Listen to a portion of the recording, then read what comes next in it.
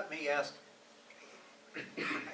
do we need to go over the whole idea of PJCs and presbytery judicial process? Or is everybody here comfortable with this highly arcane stuff, except for the public press that Michael has to talk to? Right, right. Do we need to go over that stuff?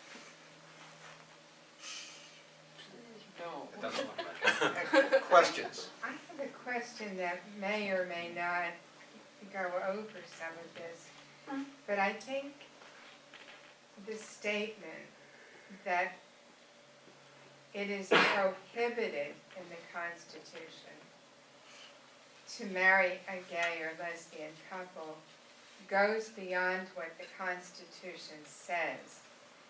And I'm not really sure why that hasn't been picked up. Because to say that marriage is between a man and a woman before any state, and we're bound by state law, actually, before any state says that marriage is legal, for gay and lesbian people, it creates a whole new situation.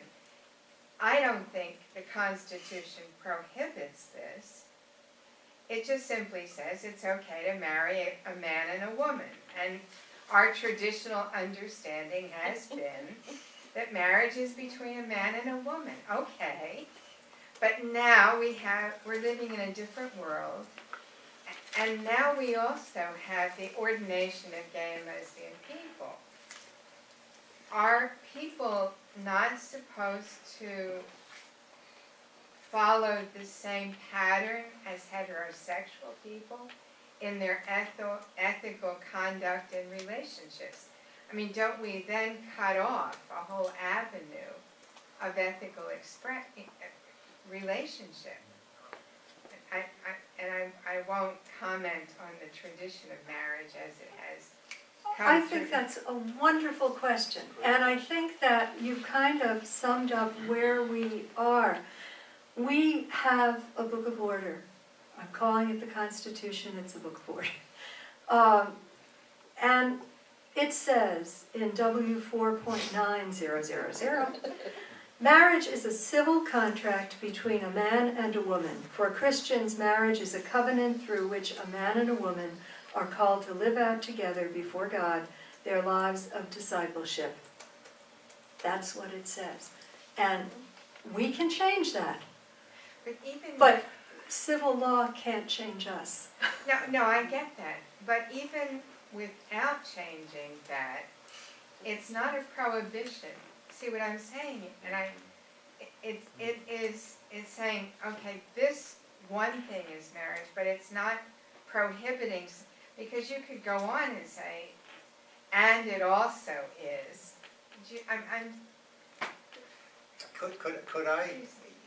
You all have heard the observation of never say anything bad about a Presbyterian, because next week you'll be on a committee with them.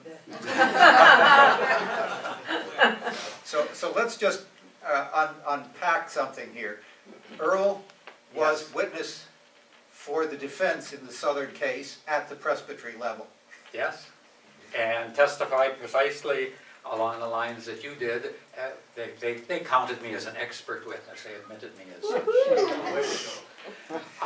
But there are two elements in this piece that Joanna read. The one is it defines marriage as a civil contract. Well, does that mean if the state doesn't recognize it, it's not a marriage?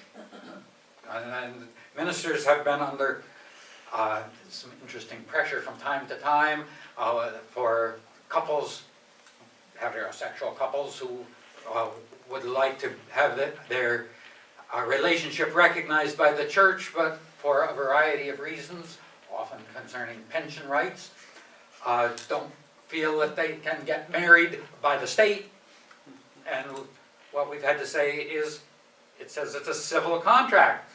that's what marriage is. You have to have a marriage license for me to do a marriage. Well, but then you show up with a marriage license and I'm going to say something, but there are other things besides the marriage license too. So that's a very strange piece. How is it legitimate for the church to define a civil contract? Yeah, that's exactly right. And then the other thing that I testified to, but is what are you going to write? You're going to say, okay, it's a contract, civil or whatever, between, well, you're talking about marriage, and you're writing this in 1983 or 1783, How many whenever it cows? is, you're going to say, well, it's between a man and a woman. That's just how you say it. My testimony was that is a descriptive phrase rather than a proscriptive phrase. And the General Assembly and the PJC had a different opinion. But there again, you get several stated clerks in the room and you will have a number of different opinions. But that's exactly what we're dealing with now. There are many other opinions, and maybe we even hold some of those opinions. But we have a book of order, and we have to follow that book of order as when we're doing legislation or legal matters. You My asked, understanding is then that a teaching elder is permitted to officiate a civil union of same-gender persons, but not at a Christian marriage. Is that correct? Is that a correct understanding of the polity? I believe so. The civil union, when the Benton decision was clarified that this is something that's recognized by the state that provides some or maybe all of the legal benefits of marriage, and that a teaching elder can have a service of recognition, of celebration, just like we can celebrate all kinds of strange and interesting and wonderful things. Now, But it's not a Christian marriage. And now that what has to kind be of made language- clear. What kind of language then would be appropriate within the polity decision for a civil union as over against a Christian marriage?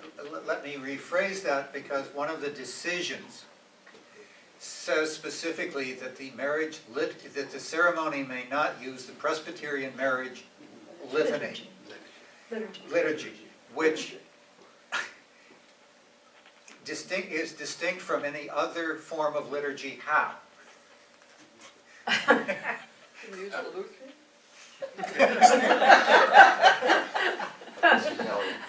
And must make it clear that this is not a marriage ceremony. I don't know how you do that gracefully in a ceremony, but Nor at a Presbyterian church. correct? yeah.